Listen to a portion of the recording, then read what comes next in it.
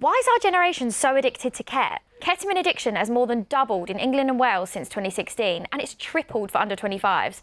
I've been looking into this rise in usage and talking to experts across the BBC to see what's behind it. So you've heard it before, but ketamine is actually a horse tranquilizer. 1 gram is enough to knock out a horse. It's also used on pets, wildlife and zoo animals as well. But since the 70s, it's been used as an anaesthetic on humans. It can make you hallucinate and dissociate. And more recently, it's been used for people with severe mental illnesses, but only if they haven't responded to other forms of treatment. But psychiatrists do say there's more research needed on how effective it is in clinical settings. But when Ket is misused, it can really affect your bladder, among lots of other things. Actually, about 1 in 4 people who use Ket will have bladder problems as a result. And some addicts completely lose control of their bladder because of it, as in they literally wet themselves. So Rachel, who I used to work with, did this whole documentary about Ket for the BBC. She met dealers and people who were struggling with addiction, and she said some of them had this problem. One of the people I met with ketamine addiction talked about how she couldn't walk 50 metres without needing to sit down because she was in so much pain, or she would need to go to the toilet.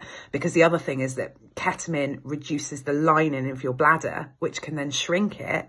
So a normal bladder might be able to hold, say, 500 millilitres of urine, and a ketamine bladder at its worst might only be able to hold like 20 or 30 millimetres. So it can have massive effect on being able to go to the toilet. You might have heard of K cramps. They're another side effect, really bad stomach pains that can happen if you use Ket repeatedly. It's been compared to childbirth pain.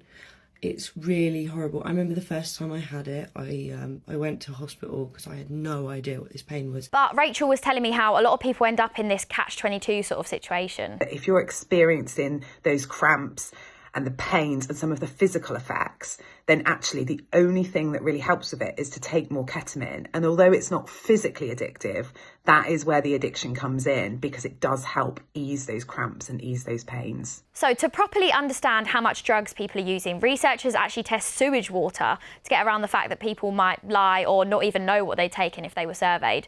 So who takes the most Ket in Europe? The highest loads of K were found in wastewater in cities in Belgium, the Netherlands, Hungary and Norway. So that study didn't cover the UK, but a separate one estimated that ketamine consumption in the UK was up by 85%. As we said earlier, ketamine has been used to treat mental health conditions, and a lot of addicts started it with that in mind. A lot of people start taking it maybe when they're partying, but then what tends to happen is, because of that dissociative effect, people might start taking it to help with their mental health as well. And certainly of all the people I spoke to who were struggling with ketamine addiction, they all were taking it to help with their mental health or deal with something that had happened in their life. So how does ketamine work then? It's about to get scientific, but bear with me. So ketamine doesn't just target one system in your brain, it targets dozens. It's thought it impacts a neurotransmitter called glutamate. Neurons use glutamate to communicate with each other, so without it, your brain would just shut down.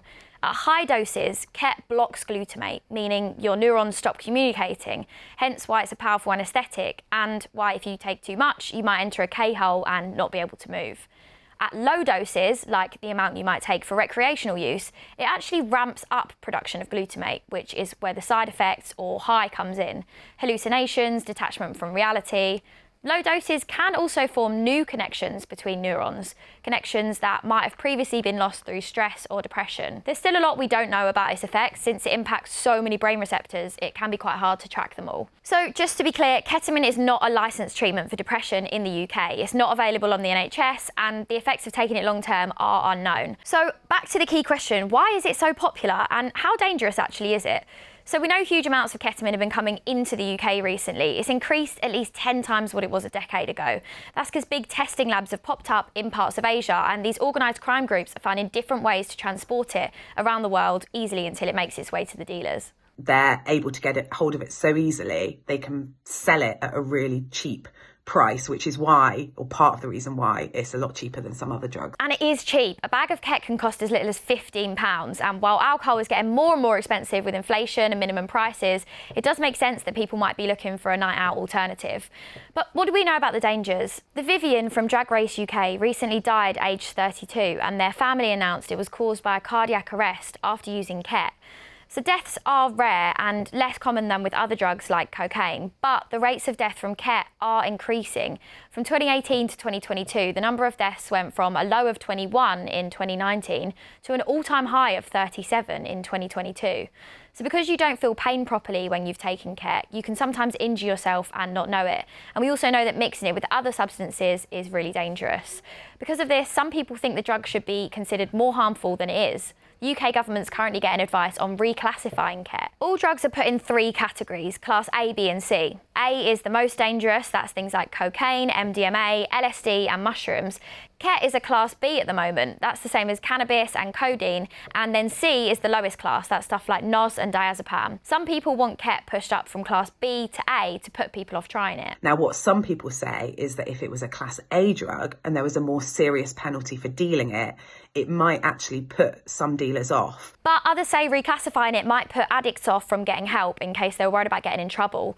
Recently, one thing we've seen is people sharing their recovery journeys on TikTok. Videos like this are getting loads of views, sharing support, milestones and giving hope to other people that are struggling. Obviously, a lot of the terms related to Ket are blocked on TikTok, but hashtags like addiction and recovery have millions of views.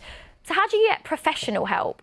Going to your GP is obviously always a good place to start, but it's not always that simple. What I found from some of the people I spoke to was that they would go to their GP, and of course, because they're not experts in ketamine and ketamine addiction, they don't necessarily know what the symptoms are, and they don't necessarily know the best support to point people in the direction of. So actually, what I would say is go to drug charities, drug support groups, get information from them. Mental health organisations as well can really help if you're struggling with the psychological impact of ketamine.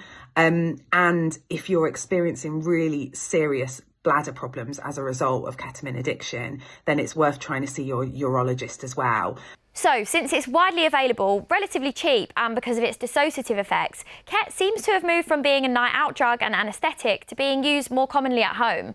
But a lot is still unknown, and its misuse can have massive effects on your physical and mental health.